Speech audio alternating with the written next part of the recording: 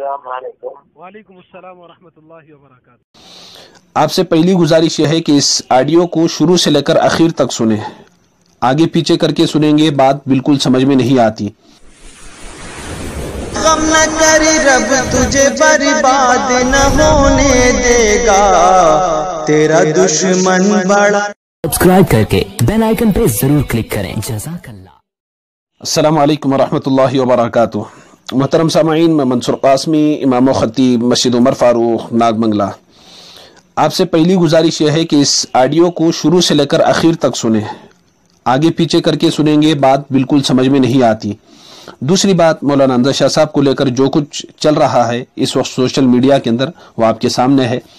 دیکھیے، واللہ اللہ کی قسم کھا کر کے میں یہ بات کر رہا ہوں، میرا مقصد سچائی کی تلاش ہے، میرا مقصد حق کی تلاش ہے، میرا مقصد دودھ کا دودھ پانی کا پانی، اور میں اللہ کو گواہ بنا کر ما یلفظ من قول الا لدیہ رقیب عتید اس آیت کو سامنے رکھ کر، اور وَإِنَّ عَلَيْكُمْ لَحَافِظِينَ كِرَامًا كَاتِبِينَ يَعْلَمُونَ مَا تَفْعَلُونَ اس آیت کو سامنے رکھ کر، اقرأ کتابک کفیٰ بنفسک اليوم علیک حسیبا اس کو سامنے رکھ کر، فَمَن يَعْمَلْ مِثْقَالَ ذَرَّةٍ خَيْرًا يَرَهُ وَمَن يَعْمَلْ مِثْقَالَ ذَرَّةٍ شَرًّا يَرَهُ ان تمام آیتوں کو سامنے رکھ کر، میں اپنی موت اور نزا کی کیفیت کو سامنے رکھ کر، میں اپنی خبر کی زندگی اور اللہ کے سامنے جواب دہی کے یقین کو سامنے رکھ کر یہ بات کر رہا ہوں۔ میرا مقصد سچائی کی تلاش کے علاوہ کچھ بھی نہیں ہے۔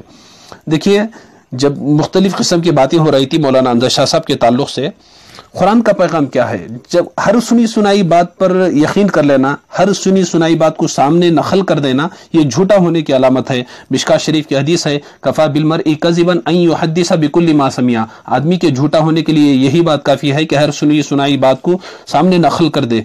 جب اس قسم کی باتیں آتی ہیں تو قرآن کا پیغام یہ ہے، یا ایھا الذین آمنوا ان جاءکم فاسق بنبأ فتبینوا، تحقیق کر لیا کرو۔ تو میں تحقیق میں لگا ہوا ہوں۔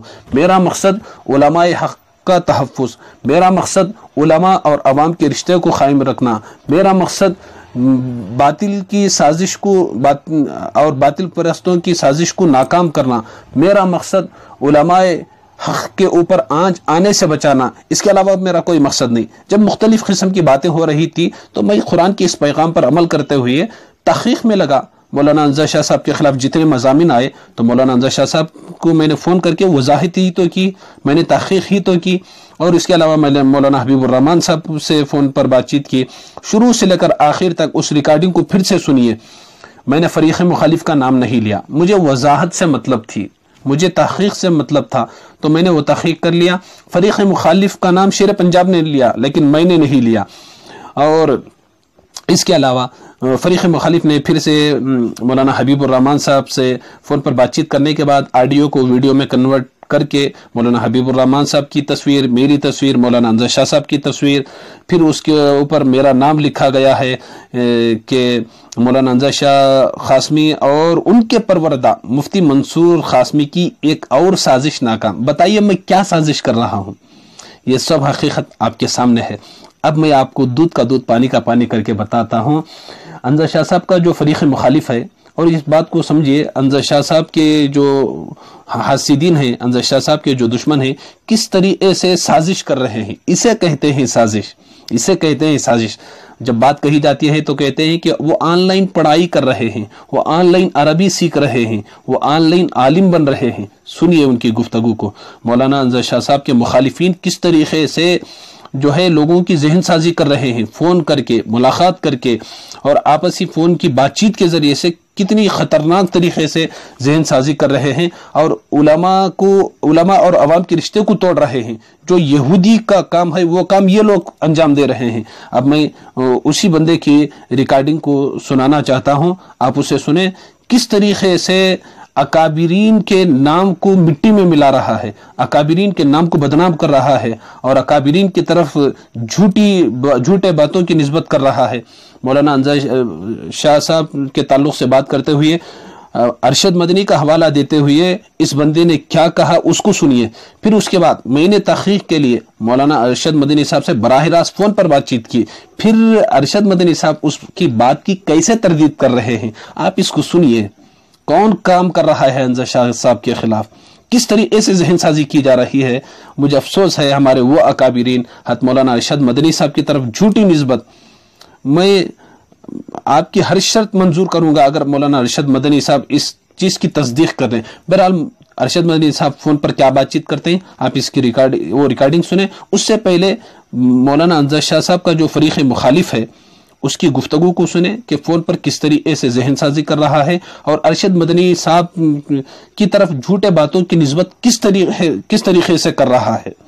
ये असल ये था कि मैंने मौलाना अंजर शाह साहब से तहकीक करने के बाद यूट्यूब पर अपलोड किया तो दूध का दूध पानी का पानी हो गया। जो बिल्ली थैले के अंदर बंद थी वो बिल्ली अब बाहर आ गई। वो कहते हैं ना चोर की दाढ़ी में तिनका। तो इसके मतलब मेरा मकसद यही है, अंजर शाह साहब की पूजा करना, शख्सियत परस्ती करना, अल्लाह की कसम नहीं। कल क़यामत के दिन अंजर शाह भी मेरे काम आने वाले नहीं हैं। जब अल्लाह के नबी अपने फूफियों को जमा करके अपनी बेटी को जमा करके कहा कि दुनिया में जो कुछ लेना है वो ले लो, कल क़यामत के दिन ये ना कहना कि हम नबी की फूफियाँ थी। कल क़यामत के दिन ये ना कहना कि फातिमा कि तेरा बाप मोहम्मद था। जब अल्लाह के नबी अपनी बेटी के काम नहीं आते, अंजर शाह क्या मेरे काम आएंगे। मेरा मकसद वल्लाह यही है, सच्चाई की तलाश, हक की तलाश है और उलमाए हक की हिफाजत है। उलमा और अवाम के रिश्ते को कायम और दायम रखना है। अब इसकी पहले इसकी गुफ्तगू को सुने, किस तरीके से ये माइंड वॉश कर रहा है, किस तरीके से जहर उगल रहा है, किस तरीके से अरशद मदनी साहब की तरफ झूठी बातों की निस्बत कर रहा है। फिर उसके बाद अरशद मदनी साहब और मेरी गुफ्तगू को सुने। आप खुद फैसला करें, मैं कुछ भी नहीं कहता। खुद लड़ लेंगे करके बोले। फिर उसके बाद दिल्ली का भी जो केस रिहा होकर आए थे तो वो केस भी हाई कोर्ट में अपील हो चुका है उसका, शायद मालूम होगा आपको। हाँ मालूम है। हाँ, तो वहाँ का केस भी मैंने कहा था कि आप जमीयत वालों से अरशद साहब से बात कीजिए बड़े हजरत से, तो वो इंशाल्लाह वो हल हो जाएगा।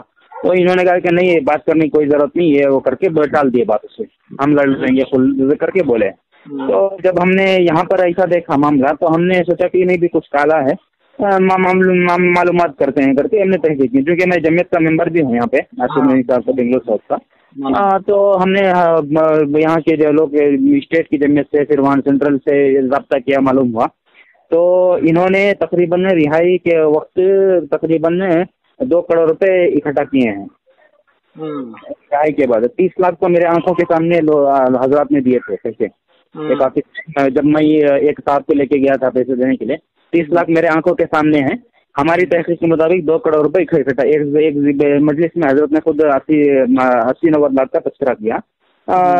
लेकिन हमारी रिपोर्ट के हिसाब से इसमें हमने ये किया, टैली किया उसका, तो 2 करोड़ रुपए कुछ इकट्ठा किए इन्होंने। ये इन्होंने कहा था कि हमें जमीयत को देनी है रिहाई के लिए पैसे, पर मैंने भी वही बात करके लोगों को तशकील करके रिहाई के वक्त ये किया था। लेकिन अल्लाह बचाए, अल्लाह माफ करे। मेरा तो तस्वुर आप नहीं सोच सकते। जब मैं अब इस वक्त नहीं हूँ, 1 साल हो गए, तकरीबन 9-10 महीने हो रहा है मैं अलग होके। हमारे तो होश उड़ गए थे। कई 1 महीना तो हम लोग सोच भी नहीं सकते कि ऐसा हो सकता है करके। तो हमने बाद में जमीयत तो वहाँ से सेंट्रल से स्टेट से ये बात हो जाता ही कि जमीयत वाले जो गिरफ्तार होता है मुलजिम, उससे 1 रुपए तो दूर की बात, बल्कि महाना मुआवजा देते हैं हम उनके घराने को, घर चल सके। तो आप ये बोल रहे हैं करके इल्जाम लगा रहे हैं जमीयत पे करके। अब इन्होंने यहाँ पर 2 करोड़ रुपए ये किया, इकट्ठा किया, और 1 रुपया भी वहाँ पर नहीं पहुंचा है, समझ लीजिए। यानी धोखाधड़ी से इकट्ठा करके अपने इसमें जेब में डाल दिया है इन्होंने। ये बात किसी तरह अरशद मदनी साहब को लग गई है हजरत ने।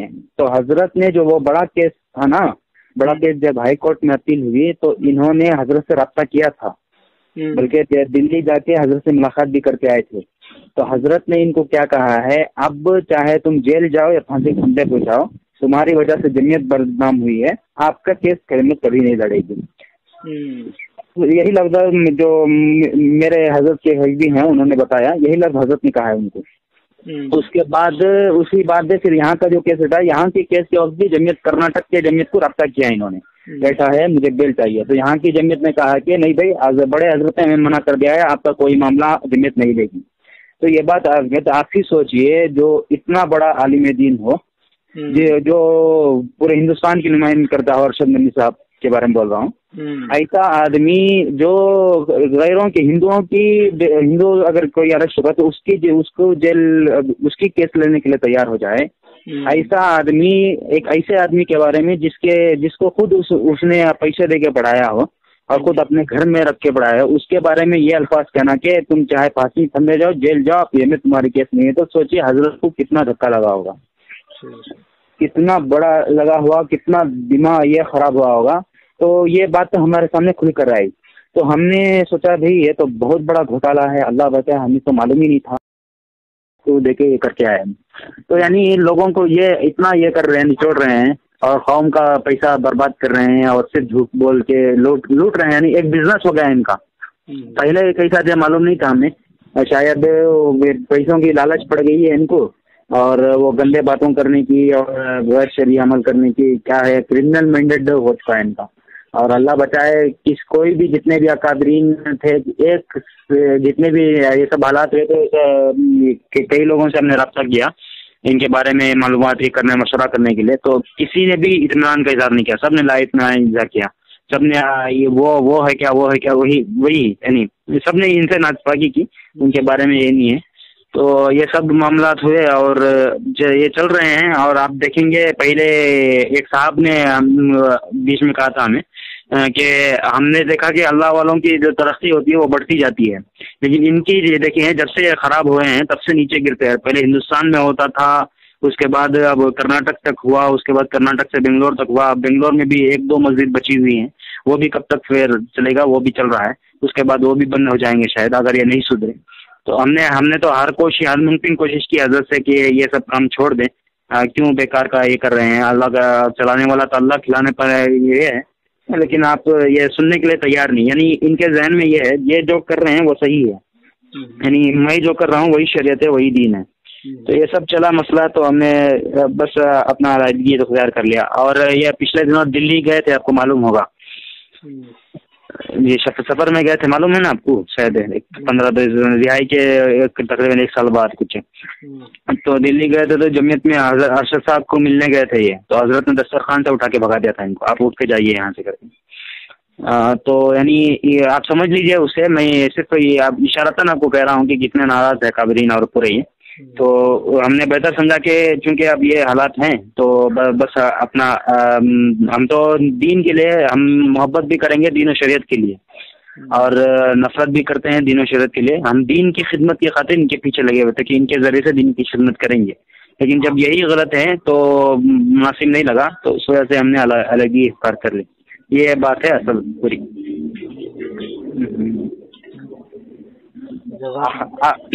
जी आप सुना है, हमें भी एक 9-10 साल से अकीदत थी। जी जी। हेलो, आवाज कट रही, आप भी इन्हीं से बैठते थे शायद ना? जी जी जी जी, आपको बोला था ना। हाँ जी। आप देखिए दूसरों से किसी अच्छे से रुजू कर लीजिए। आप ये बात आउट ना करें अभी इस वक्त। जी ये ऐसा ये है क्योंकि लोग पहले ही उलमा से बदजन हैं। हाँ आप हम कर रहे हैं, मैं तो हम हमारे साथियों ने तो कहा था कि बाकायदा पेपर में लिख के डाल देंगे, हमारे पास क्योंकि सबूत हैं कि जन्नत वालों ने और दूसरे लोगों ने काबिल ने मना किया कि बस है। तो जन्नत के पास यहाँ की कर्नाटक की और बेंगलोर की जन्नत जो जिम्मेदार हैं उनके पास बाकायदा पूरे रिकॉर्ड मौजूद है उनके पास, कभी भी एक्शन ले सकते हैं इनके ऊपर, तो उनसे डरते हैं बहुत। तो इस वजह से हमने खामोश रहा, क्योंकि पहले उलमा से बदजन है और खामखा अगर इनको ये किया जाए तो लोगों का दूसरे उलमा पर से भी भरोसा उठ जाएगा। तो छोड़ दें, इन्हीं की हालत पे छोड़ दें और खुद अल्लाह इनकी गिरफ्त करेगा, और गिरफ्त कर रहा है और एक इसके तरस रहे हैं लोग, पूछ के नहीं देख रहे इनको अब, तो वैसा हो गया है। ये करें, अपने तक रखें, और आप अगर मुनासिब समझे तो मैं तो आपको नहीं कहूँगा क्योंकि आप अपने पैसे पे रहते हैं, मैंने अपनी बात कही थी, मेरा जो था जिम्मेदारी थी, मैं आपको सुना दी। आप चाहें तो आप ये करें, हमने जितने भी जो सामने वाला अगर कोई मुतमईन नहीं हो रहा हमारी बात से तो हम उनको इतना ही कह रहे हैं। आप जमीयत बेंगलोर के जिम्मेदारान से जो नायब सदर हैं तो खास तौर पर उनको जिम्मेदारी दी गई थी, यानी इस मामले को पूरा हल करने की। बेंगलोर के जिम्मेदारों तो मुझे पहचानते हैं, वो अमीन भाई वगैरह। अच्छा, वो कर्नाटक के सेक्रेटरी अमीन भाई को भी इसकी इत्तला है पूरी। और बेंगलोर के जो खास नायब सदर हैं हाफिज साहब, हाँ तो वो नायब सदर तो हाँ तो वो उनको जिम्मेदारी दी गई थी ये मामला हल करने के लिए, उनको पास पूरा डिटेल है। और नहीं तो उसके बाद ये यहाँ बेंगलोर के दारुल क़ज़ा है, वहाँ से तफसीलात ले सकते हैं या